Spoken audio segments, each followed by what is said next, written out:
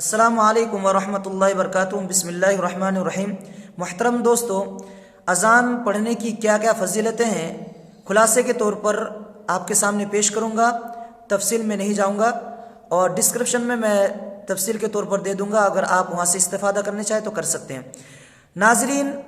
اللہ کے نبی صلی اللہ علیہ وسلم نے فرمایا، اگر لوگوں کو معلوم ہو جائے پہلی صف میں نماز پڑھنے کی کیا فضیلت ہے، کیا مقام و مرتبہ ہے، اور اسی طریقے سے اذان پڑھنے پر کیا مقام اور کیا مرتبہ ہے، کس قدر ثواب ملتا ہے، اگر لوگوں کو یہ علم ہو جائے اس بات کا، تو لوگ اذان پڑھنے کے لیے اور پہلی صف میں کھڑے ہونے کے لیے اس قدر آ جائے کہ ایک دوسرے سے آگے بڑھنے کی ہر کوئی کوشش کرے، اور اگر پھر اس جھگڑے کو ختم کرنے کے لیے ان کے درمیان قرآن دازی کی ضرورت پیش آ جائے تو قرآن دازی کرے، لیکن کوئی بھی اس شرف کو چھوٹنے نہیں دے گا، ہر کوئی کوشش کرے گا کہ نہیں، میں حاصل کروں، میں اذان پڑھوں، میں آگے اگلی صف میں نماز پڑھوں۔ یہ بخاری مسلم کی روایت ہے جس کا خلاصہ آپ کے سامنے پیش کیا گیا ہے۔ اس طریقے سے اللہ کے نبی صلی اللہ علیہ وسلم نے فرمایا کہ جب اذان پڑھی جاتی ہے تو شیطان بھاگتا ہے، تو یہ روایت بخاری مسلم دونوں میں ہے۔ اس طریقے سے مسلم کی روایت میں ہے کہ قیامت کے روز سب سے زیادہ اونچی گردن والے مؤذنین ہوں گے، یعنی ان کا اتنا بڑا شرف اور اتنا بڑا مقام ہوگا، شرف و منزلت کی وجہ سے ان کی جو گردنیں ہیں اونچی ہوں گی، بلند۔ ابو داؤد کی روایت میں ہے کہ اللہ کے نبی صلی اللہ علیہ وسلم نے فرمایا کہ مؤذن کی آواز جہاں تک جاتی ہے وہاں تک کی جتنی بھی چیز ہے، چاہے وہ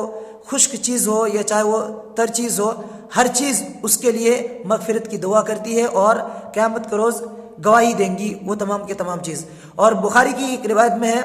کہ جہاں تک مؤذن کی آواز پہنچتی ہے، مؤذن کی آواز سننے والا چاہے وہ انسان ہو، چاہے وہ جن ہو یا کوئی اور چیز، یہ سب کے سب قیامت کے روز مؤذن کے لیے شہادت دیں گی، گواہی دیں گی۔ ناظرین، یہ تمام فضیلت، اس کے علاوہ اور بھی فضیلتیں ہیں، اور ایک سب سے اہم فضیلت یہ بھی ہے کہ اللہ تعالیٰ نے جو فرمایا وَمَنْ أَحْسَنُ قَوْلًا مِّمَّنْ دَعَا إِلَى اللَّهِ وَعَمِلَ صَالِحًا وَقَالَ إِنَّنِي مِنَ الْمُسْلِمِينَ، کہ اس سے اچھی بات آخر کس شخص کی ہو سکتی ہے جو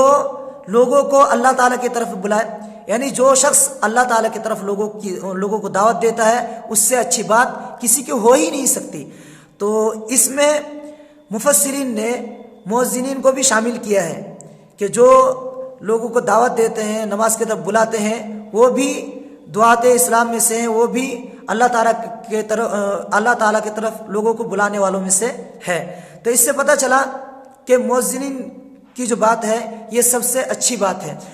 ناظرین، یہ تھی اذان کی کچھ چند فضیلتیں، اس کے علاوہ اور بھی بے شمار فضیلت ہیں۔ اللہ تعالیٰ سے دعا ہے کہ اللہ تعالیٰ